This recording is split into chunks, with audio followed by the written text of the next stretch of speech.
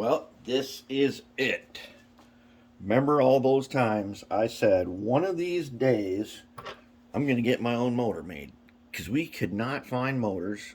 There just have not been good motors now for a couple of years.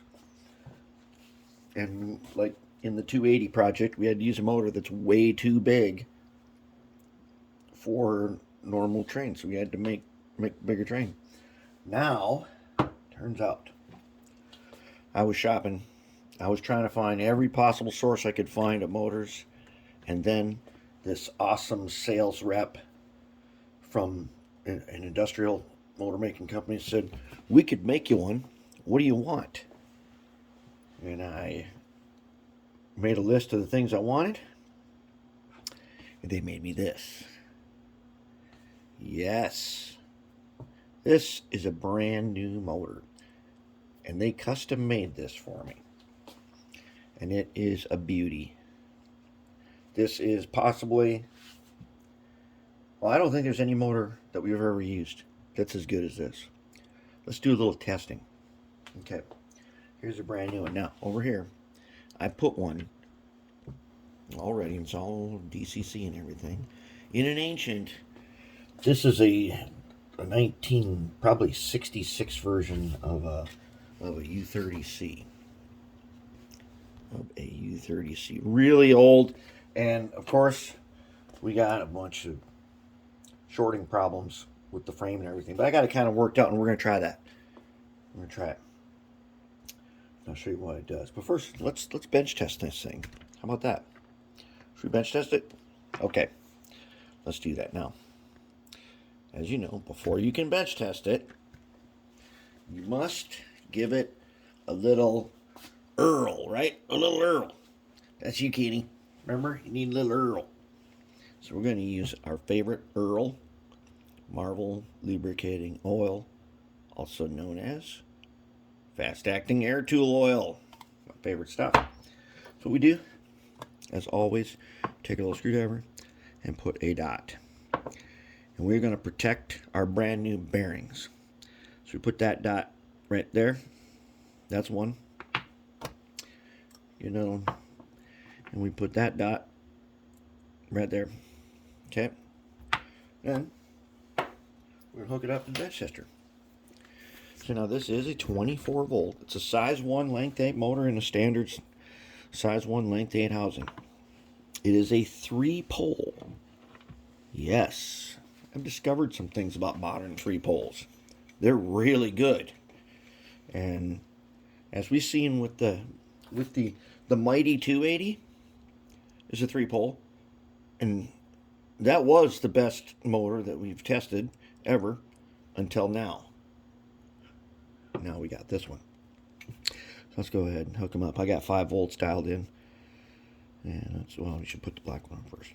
You should always get in the habit of putting the black wire on before the red wire. Okay, there.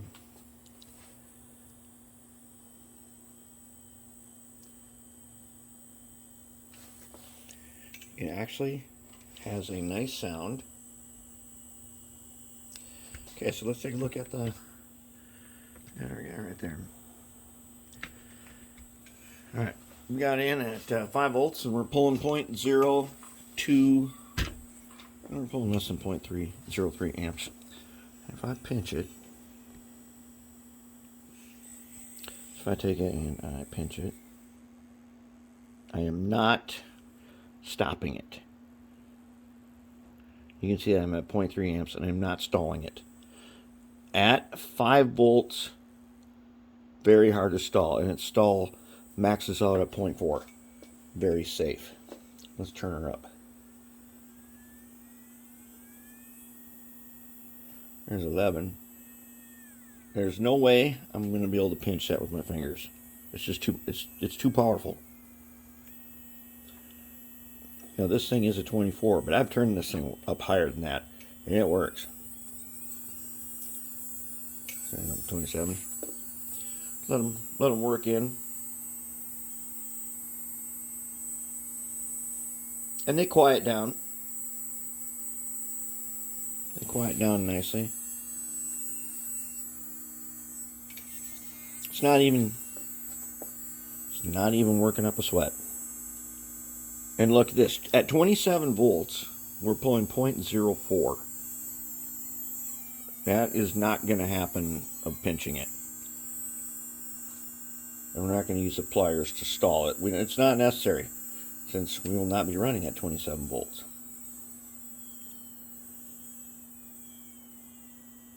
But let's say in operating, we're going to be running, in normal speeds, we're somewhere around 7 volts or so. Now, on my layout, it goes up to 18. My max voltage is set at 18 right now. And so, maybe I'll be using, say if I'm using 3/4. Maybe I'll be running 13, 14. But I've also found that the RPMs, they're very stable. Very, very stable RPMs. Okay, so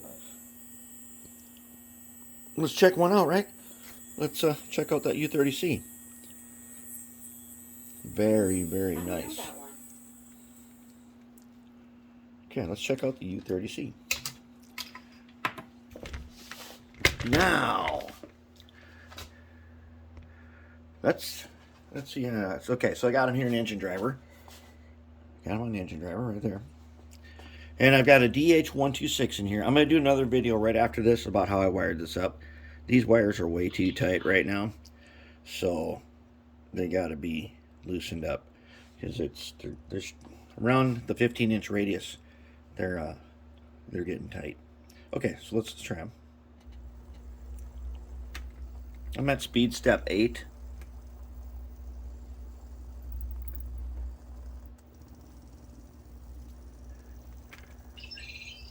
Now this is a very old locomotive, and he does have a little bit of gearing problem, especially how the middle axles are on those things. The speed step 8, look at that. Now that middle axle on both those trucks binds, and that is the oldest old style truck.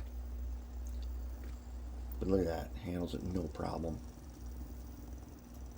Nothing but gears. Now those yellow joints there are safety devices, and they have actually had to kick in.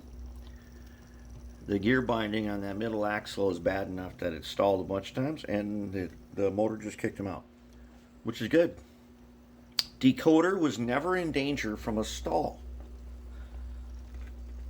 The motor just kicks out the U-joint.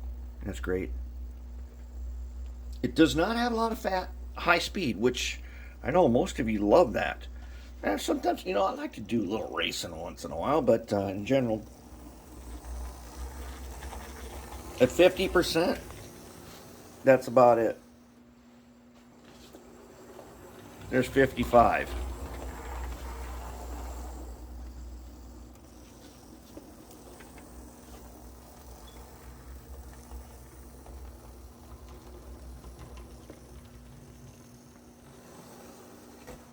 Let's put his shell on, which is weighted. Okay, so the shell I have weighted. I got some lead weight in here. I think I'm going to add a little more to it since there's plenty of room. And I've got a little disconnect on here for a beacon. That way we know that this one is equipped with a decoder. So let's connect up his beacon.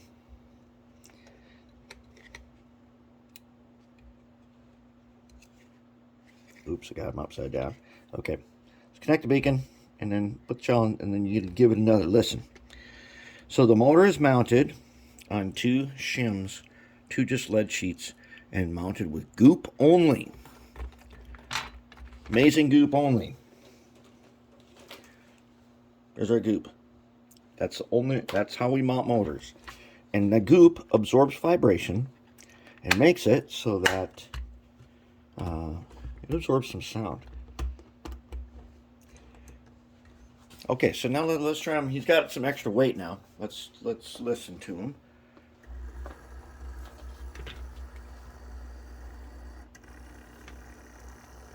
Sounds like a good, well-tuned Athearn Blue box, although his box may have been orange. Orange and white. I don't know if U30Cs ever came in orange and white. Now, I don't know if he can make it all the way back through those switches. Some of them are getting pretty terrible over there. But let's zoom in on him. Let's zoom in on him and see what he's doing down there. There he is. There he is. Okay, there he is.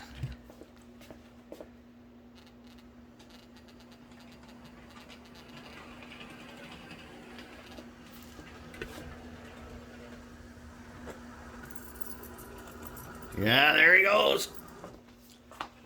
Axle just kicked out another U-joint, and that's the problem with this, and that's the problem with the Athearn.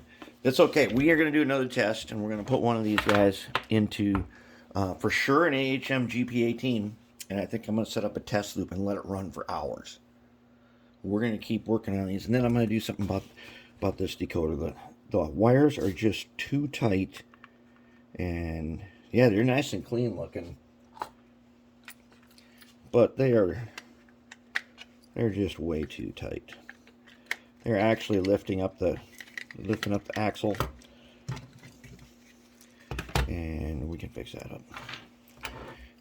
That was probably not the best choice of locomotive for this first test, but that's okay. We'll find another one. We got more, and overall, it's pretty good. You got to insulate. You got to insulate a lot because this thing sits down and shorts out. Otherwise, motor is doing excellent, and we'll do more testing. We'll show you. This is the king of all motors right now, without a doubt. They don't get better than that at the moment. All right, we'll keep testing, and I'll do another update later.